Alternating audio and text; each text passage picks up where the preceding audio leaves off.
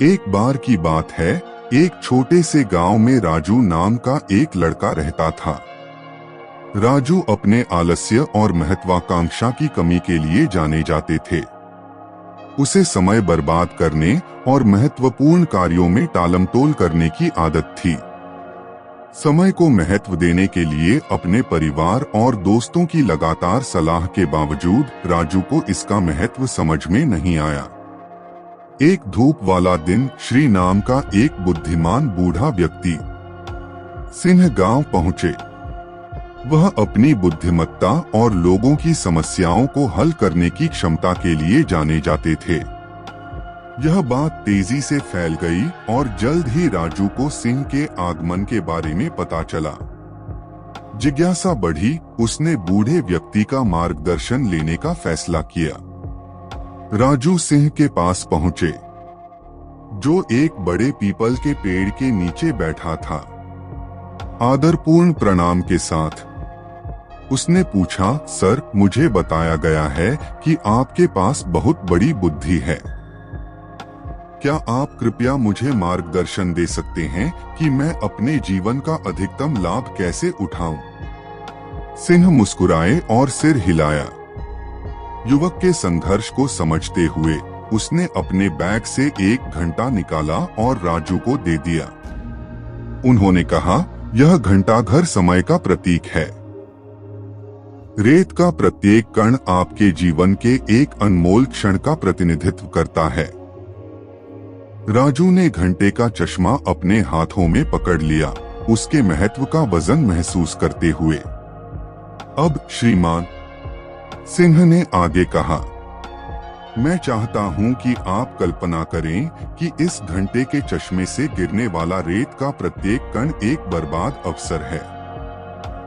हर बार जब आप काम टालते हैं या समय बर्बाद करते हैं, तो कुछ न कुछ हमेशा के लिए हाथ से निकल जाता है।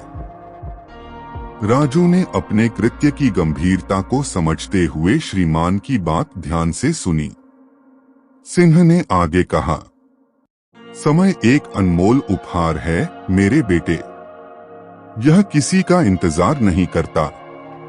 बीतने वाला प्रत्येक सेकंड एक सेकंड होता है जिसे आप पुनः प्राप्त नहीं कर सकते। यदि आप इसे बर्बाद करते रहेंगे तो एक दिन आप पछतावे से भर कर उठेंगे। राजू ने शीघ्रता महसूस करते हुए पूछा, लेकिन मैं कैसे बदल सकता हूँ? मैं समय को कैसे महत्व दे सकता हूँ और इसका अधिकतम लाभ कैसे उठा सकता हूँ? सिंह गर्मजोशी से मुस्कुराए। उन्होंने कहा, इसकी शुरुआत छोटे कदमों से होती है। लक्ष्य निर्धारित करके शुरुआत करें और अपने कार्यों को प्राथमिकता दें। उन्हें प्रबंधनीय भागों में तोड़ें और उन्हें एक एक करके पूरा करने पर ध्यान केंद्रित करें। अपने समय का प्रभावी ढंग से प्रबंधन करना सीखें। याद रखें, सफलता उन्हीं को मिलती है जो समय की कीमत समझते हैं।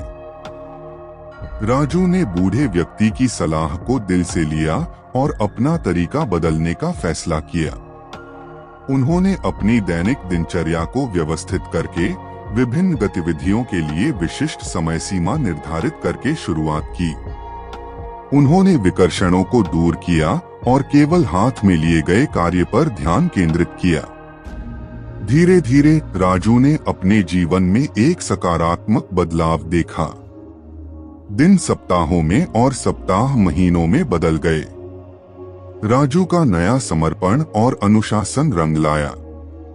मेरा समय एक सीमित संसाधन था और प्रियजनों की संगति में बिताया गया हर सेकंड एक खजाना था। साल बीतते गए और राजू बूढ़ा हो गया।